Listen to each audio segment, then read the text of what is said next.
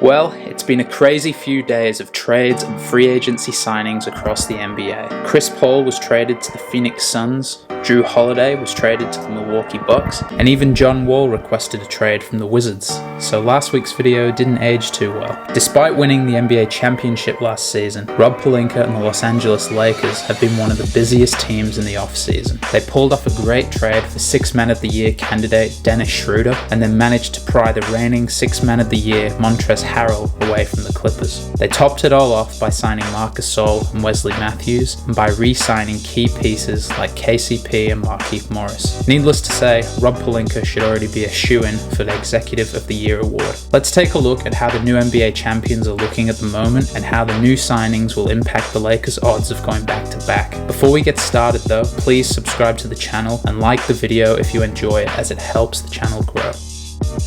Before this year's NBA draft, the Lakers flipped Danny Green and the 28th pick to Oklahoma City for Dennis Schroeder, a truly brilliant move by Rob Pelinka. The Lakers got rid of Danny Green's $15 million contract and acquired a young playmaker to reduce the workload on LeBron James. Schroeder had a solid season for the Thunder, averaging 19 points per game and shooting 38% from three. However, trading Danny Green did remove one of the Lakers' best defenders and three-point shooters, so the Lakers had to try and fill that void somewhere else. So, Rob Pelinka signed free agent guard Wesley Matthews to replace Danny Green. Now, the two players are almost identical in terms of defensive ability and three-point shooting. However, Matthews comes at a significantly cheaper contract, so is a much better fit for the Lakers roster. A bigger surprise was how the Lakers managed to pry Montrezl Harrell away from the Clippers and signed him for the full mid-level exception. This is a true credit to Rob Pelinka and the Lakers organization, as almost everyone thought the Lakers were pursuing Serge Ibaka. This move turned out to be particularly good for the Lakers though, as they lost Dwight Howard to the 76ers, and it also weakened the Clippers roster significantly. Despite having a relatively poor performance in the playoffs, Harrell did have a great regular season with the Clippers. He averaged 18 points and 7 rebounds per game, shooting 58% from the floor. For the Lakers, he provides an even more dynamic role option than Dwight Howard. Harrell registered the third highest pick and roll points per possession for roll men with 1.3 last season. His ability to roll to the basket should allow him and Schroeder to form a highly efficient tandem, much like he had with Lou Williams across at the Clippers. Harrell will most likely come off the bench for the Lakers, but with Davis's ability to shoot, the two can also play effectively together. JaVale McGee and Dwight Howard deserve a lot of credit for their contributions to last year's roster. However, Marc Gasol is a huge upgrade at the center position for the Lakers. Now, Gasol doesn't provide the same kind of athleticism as Howard and McGee, but he is one of the best interior defenders in basketball. More importantly, he's a consistent three-point shooter and potentially the best passing big in the league outside of Nikola Jokic. To finish off their roster, the Lakers brought back key players from last season such as KCP, Markieff Morris, and Jared Dudley. Now, with all of these additions, the Lakers had to lose quite a few pieces from last season. Dwight Howard signed with the 76ers, Rondo signed with the Hawks, and Avery Bradley signed with the Miami Heat. JaVale McGee was also traded to the Cavaliers, and the Lakers also waived Quinn Cook. It's interesting to see the Lakers make so many changes to a team that had just won an NBA championship